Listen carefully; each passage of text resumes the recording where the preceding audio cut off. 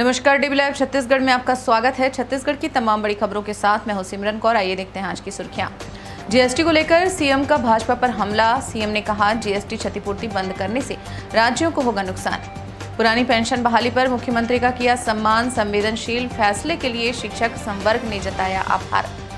BJP प्रतिनिधिमंडल ने केंद्रीय मंत्री से की मुलाकात। नितिन गडकरी से बस्तर में सड़कों की व्यवस्था बेहतर करने की मांग। अब खबरें विस्तार से। मुख्यमंत्री भूपेश बघेल ने कहा कि केंद्र सरकार द्वारा जीएसटी क्षतिपूर्ति को बंद करने से उत्पादक राज्यों को नुकसान होगा। यदि जीएसटी क्षतिपूर्ति नहीं मिलेगी तो राज्य औद्योगिकरण को क्यों अपनाएंगे। उन्होंने इस मुद्दे पर भाजपा के रवैये की आलोचना की। भूपेश बघेल ने इस मुद्दे पर बयानबाजी कर रहे नेता प्रतिपक्ष धर्मलाल कौशिक और अन्य भाजपा नेताओं से कहा कि वे केंद्र सरकार से छत्तीसगढ़ को क्षतिपूर्ति दिलवा दें। मुख्यमंत्री ने यह भी पूछा कि कौशिक और भाजपा नेता उनके प्रस्ताव पर सहमत हैं या नहीं, यह तो बता दें। मैं कौशिक जी से कहना चाहूँगा कि पत्र लिखने की बात है तो बिना पत्र लिखे ही वो हमारे जीएसटी क्षतिपूर्ति दिला दे। भाई, आपकी जब सरकार थी तब 5 साल के लिए क्षतिपूर्ति की आपने मांग की या फिर उससे सहमत हुए। भारत सरकार के प्रस्ताव से आप सहमति व्यक्त की 5 साल तक के। लेकिन मैं धर्मलाल कौशिक और भारतीय जनता पार्टी से कहना चाहूँगा कि इस क्षतिपूर्ति बंद होने से लगभग 5,000 करोड़ का हमको नुकसान होगा। तो क्या मेरा जो प्रस्ताव है 10 साल बढ़ाया जाना चाहिए, इससे सहमत है कि नहीं है। राजधानी रायपुर में शिक्षक संवर्ग एवं पंचायत सचिव के 12 संघों ने पेंशन आभार महासम्मेलन का आयोजन किया। इस मौके पर पुरानी पेंशन योजना को लागू करने पर मुख्यमंत्री भूपेश बघेल का आभार जताया गया।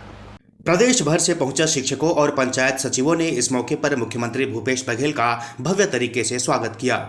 हमारे संगठन सरकारी कर्मचारी अधिकारियों के संगठन आगे धन्यवाद दे रहे हैं। आज एक बड़ा आयोजन शिक्षकों के और पंचायत सचिवों के 12 संगठनों ने आज धन्यवाद आभार व्यक्त किया। हजारों की तादाद में सब कर्मचारी आए थे और कुछ उनके मांगे थी, उनमें कुछ संशय है, उसको मैंने चीफ सेक्रेटरी से कहा है कि उन सबको उसके बारे में अपना प्रस्ताव दें। समारोह के बाद मीडिया से चर्चा करते हुए सीएम ने कहा कि इस फैसले से जीवन किस तरह बदलता है वह मुझे पुरानी पेंशन बहाली की घोषणा से देखने को मिल रहा है।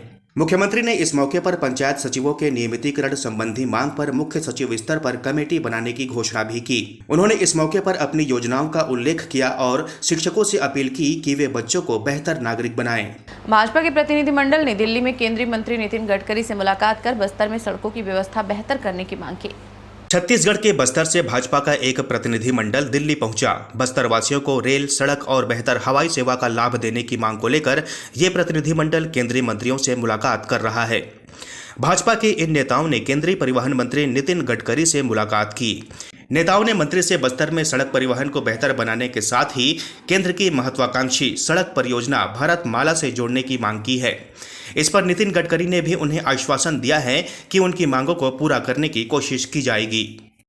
छत्तीसगढ़ सरकार ने कॉलेज में ऑनलाइन मोड से परीक्षा लेने का आदेश जारी किया। इस बीच किसी ने मंत्रालय के लेटर पैड पर एक आदेश जारी कर दिया जिसमें लिखा था कि ऑनलाइन परीक्षा लिए जाने के आदेश को अब निरस्त कर दिया गया है।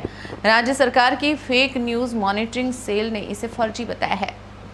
इस आदेश को गलत बताते हुए मुख्यमंत्री भूपेश बघेल ने सोशल मीडिया पर लिखा कि दुष्प्रचार से सावधान रहें, परीक्षा ऑनलाइन ही होगी। रायपुर पुलिस ने फर्जी न्यूज को फैलाने के मामले में केस दर्ज कर लिया है। पुलिस के अनुसार पंडित रविशंकर शुक्ल विश्वविद्यालय से जानकारी मिली कि किसी ने उच्च शिक्षा विभाग के नाम पर फर्जी और कूट रचित आदेश पत्र तैयार किया। इसे सोशल मीडिया पर प्रसारित कर दिया गया है। महासमुंद जिले के वन परिक्षेत्र पिथौरा के कक्ष क्रमांक 241 और 242 में भीषण आग लगी हुई है।